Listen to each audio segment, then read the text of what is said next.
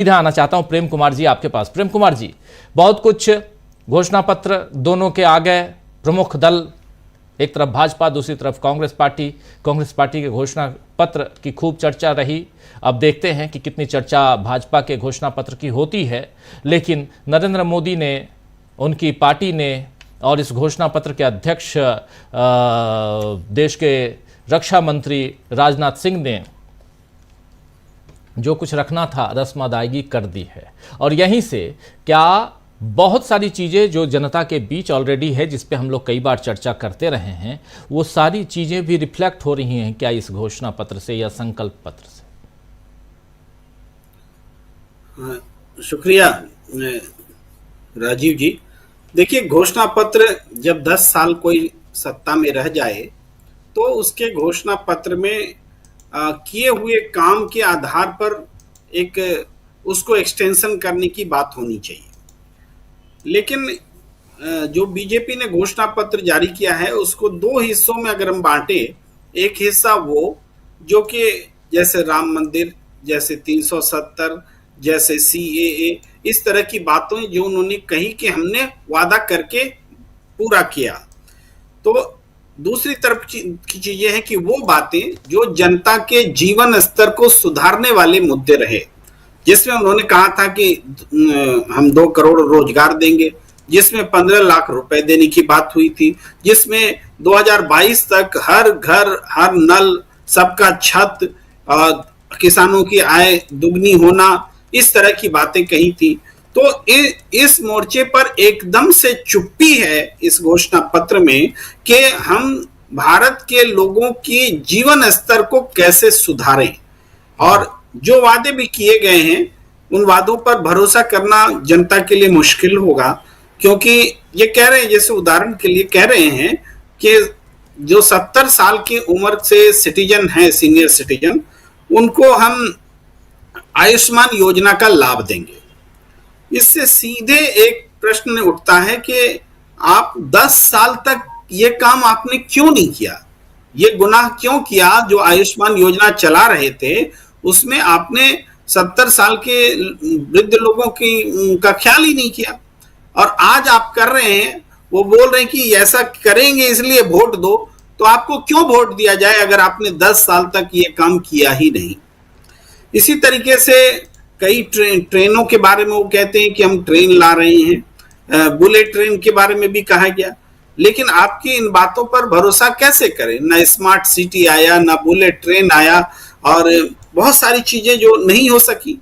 तो इस आलोक में हम देखते हैं तो ये घोषणा पत्र उम्मीद पैदा नहीं करता है, बल्कि एक प्रश्न उल्टा खड़ा करता है कि आप आज भी जो कुछ काम पेंडिंग है उसमें ये नहीं बताते कि हम लोगों को रोजगार देंगे, महंगाई कैसे कम करेंगे ये नहीं बताते, कैसे छोटे मझोले उद्योग बड़ा होंगे, खड़े होंगे ये नहीं बताते, GST की मार से जनता तबाह है उससे कैसे छुटकारा दिलाएंगे ये नहीं बताते।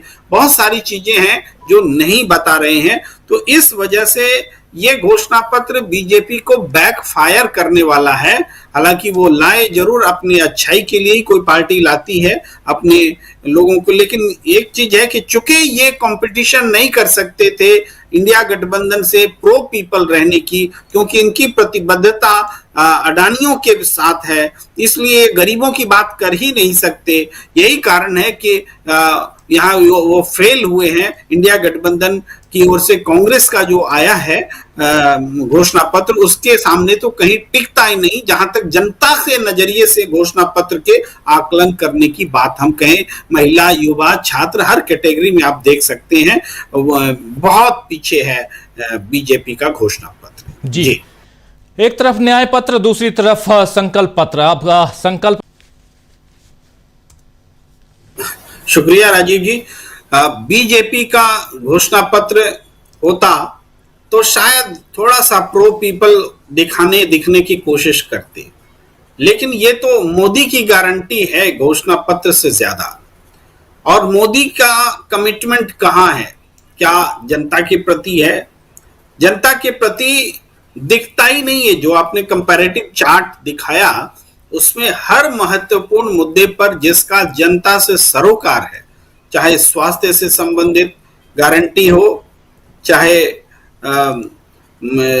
जातीय जनगणना का सवाल हो, या मान लीजिए वो तो नीतिगत मामला भी है, थोड़ी देर के लिए मान लीजिए कि उससे वो सहमत ना हो, लेकिन बाकी जो भी जन सरोकार के मुद्दे हैं, नारी से संबंधित, युवाओं से संबंधित, रोजगार से संबंधित, उन पर एक जो लंबी खामोशी है वो ये बता रही है कि ये बीजेपी की गारंटी नहीं, ये मोदी की गारंटी है। लड़ाई मोदी की गारंटी बनाम अपोजिशन होती जा रही है, और यही कारण है कि जनता बहुत नाराज है, बीजेपी के भीतर बहुत नाराजगी है।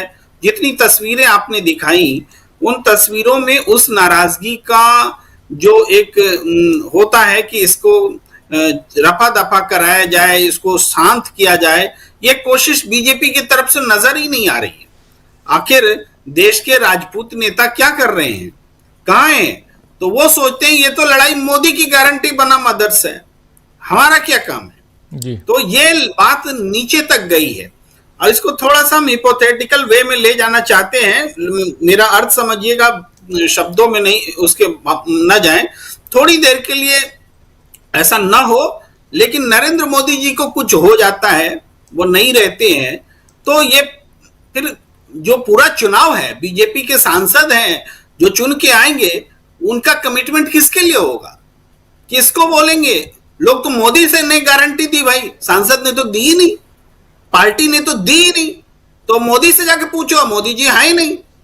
मैं कह रहा हूं कि एक व्यक्ति क्या पूरी पार्टी का, पूरे डेमोक्रेसी का इस तरीके से अपहरण कर सकता है कि मोदी की गारंटी पर देश चुनाव लड़े?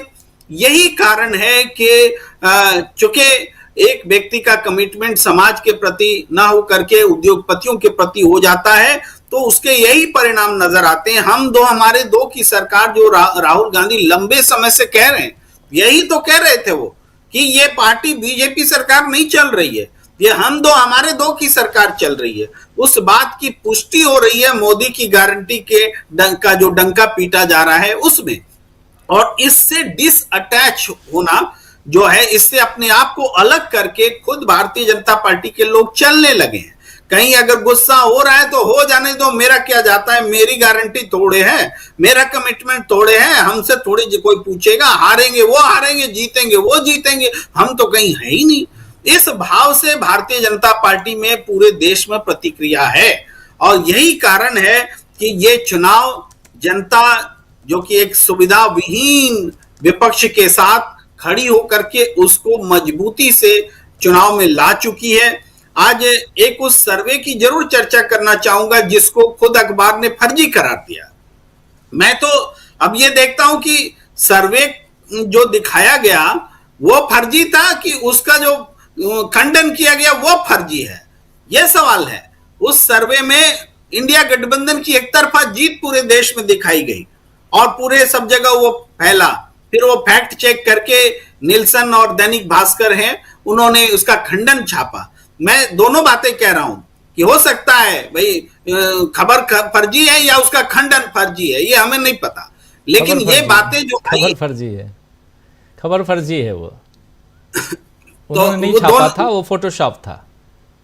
अच्छा, तो ये बातें आई, इसलिए मैंने एहतियात थोड़ा सा सतर्क हो कि मैं अपने शब्द वापस लेता हूं, इस विषय को फिर टच नहीं करता हूं। आप अगर कह रहे हैं कि फर्जी है, लेकिन हमने कहा कि दोनों में कुछ भी हो सकता है, ये हम कहना चाह रहे थे। तो उस बात को अपने को प्रेम कुमार जी, आपकी बातों को आगे बढ़ाता हूं, आपसे अनुमति के साथ दो शब्द इसमें और जोड़ना चाहता हूं।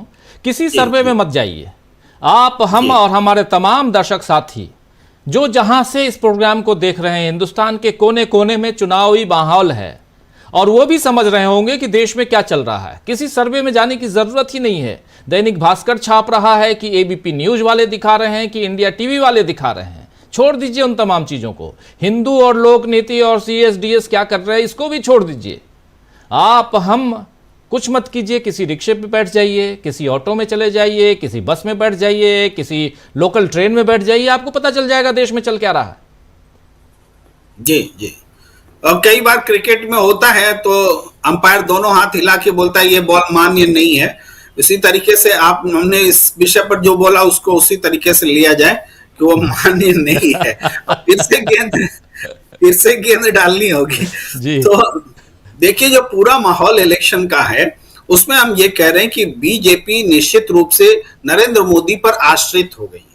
और नरेंद्र मोदी जो मोदी मैजिक बोल करके अब तक करते रहे, वो मैजिक कौन सा वाला था ये अभी भविष्य बताएगा, क्योंकि ईवीएम वाला मैजिक था कि उनका जादू वाला मैजिक था, हमको नहीं मालूम। लेकिन फिर भी एक जो मैजिक था, वो मैजिक भी अब डिबैकल में बदलता हुआ दिख रहा है। अब नरेंद्र मोदी जी की सभा में न जोश है और न उपस्थित जनता में कोई वो होश अपने प्रति एक जो जोश है वो जगा पा रहे हैं।